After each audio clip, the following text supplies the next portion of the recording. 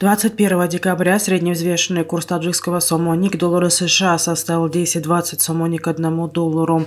Курс сомони к рублю составил 0,14 сомони за 1 рубль. Курс сомони к евро составил 10,85 сомони за 1 евро. Средние курсы продажи наличной иностранной валюты в кредитных организациях Таджикистана составляет $1 США от 10,2085 до 10,23 сомони, 1 евро от 10,85-16 до 10,1101 сомони, 1 российский рубль от 0,1475 до 0,1520 сомони. Хотелось бы отметить, что курс российского рубля после его резкого роста в апреле и затем устойчивого курса на протяжении всех последующих месяцев на этой неделе вновь значительно пошел вниз. Национальный банк Таджикистана установил курс 1000 российских рублей сегодня, 21 декабря, на уровне 147 сомони 50 дирхамов. На прошлой неделе 1000 российских рублей меняли на 162 сомони. В Национальном банке Таджикистана причиной столь резкого изменения курса российского рубля по отношению к национальной валюте разъяснять не стали, но возможной причиной падения рубля связана с ростом курса американского доллара и евро в Российской Федерации. Мировые цены на нефть в среду утром не демонстрируют ярко выраженной динамики в преддверии новогодних и рождественских каникул. Цена на нефть марки Brent составила $80.03 за баррель, марки WTI $76.19 за баррель. Стоимость золота в среду утром снова стабильна после заметного роста во второй половине дня накануне и преодоления отметки в $1800 за тройскую унцию.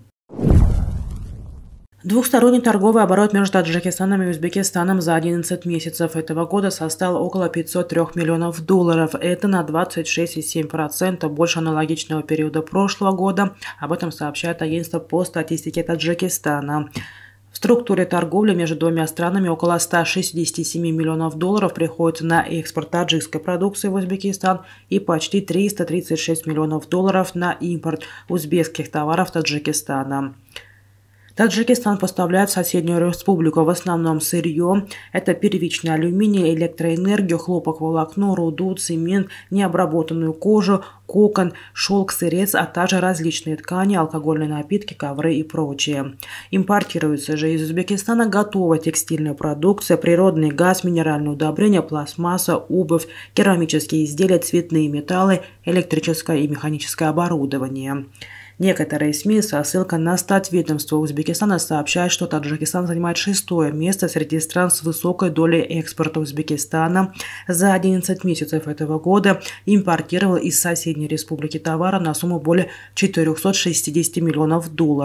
Между тем, такая разница существовала всегда, так как в статистику Узбекистана по экспорту и импорту наряду с товарами входят также услуги, которые не учитываются при подготовке таджикской статистики по товарообороту. Временный запрет на экспорт угля введен в целях полного обеспечения внутренних потребителей, в том числе ТЭЦ Душанбе-2. Об этом сообщили в Министерстве промышленности и новых технологий Республики Таджикистан. В письменном ответе Минпрома на запрос информагентства «Азия Плюс» говорится, что запрет введен на основе поручения премьер-министра республики. Министерство отмечает, что время восстановления экспорта угля определяется правительством республики. Как сообщает информагентство, в октябре некоторые эксперты сообщили, что вывоз угля из страны запрещен, в связи с чем они обратились к Минпрому. Ведомство получило их запрос 31 октября, ответило на него 10 ноября, а получили они его на днях. Письмо было отправлено почтой.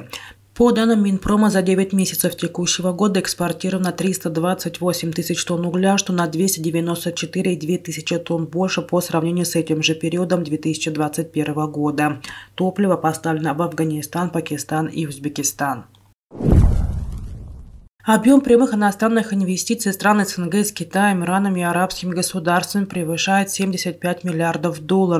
Взаимные прямые иностранные инвестиции стран СНГ с Китаем, Ираном и государствами арабского мира – это новый объект исследования Евразийского банка развития в 2022 году. В мониторинге ЕАБР отмечается, что на евразийском пространстве объем накопленных взаимных прямых иностранных инвестиций составил 44,6 миллиардов долларов на середину 2022 года. На долю российских инвесторов пришлось около 80% этого объема.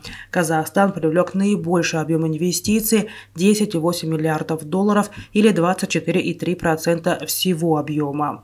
Взаимные инвестиции стран СНГ с Китаем, Ираном и наиболее развитыми государствами арабского мира имеют потенциал роста.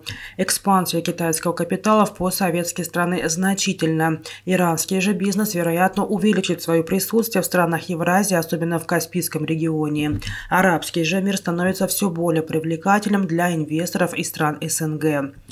Накопленные китайские прямые иностранные инвестиции в 12 постсоветских странах превысили 67,5 миллиарда долларов к середине 2022 года.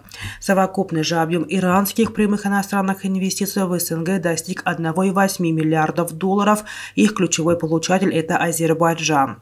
Иранские капиталовложения есть в Армении, Беларуси, Казахстане, России и в Таджикистане.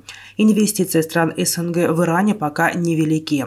Арабские же страны выступают больше как получатели прямых иностранных инвестиций из стран СНГ, главным образом российских капиталовложений, чем как экспортеры капитала в страны региона.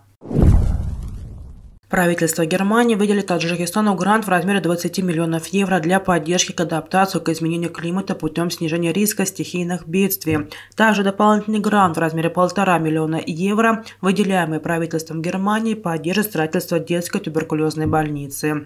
В Министерстве экономического развития и торговли состоялась церемония подписания 2 грантовых соглашений между Республикой Таджикистан и Банком развития Кредитстал фюр Винтербауф.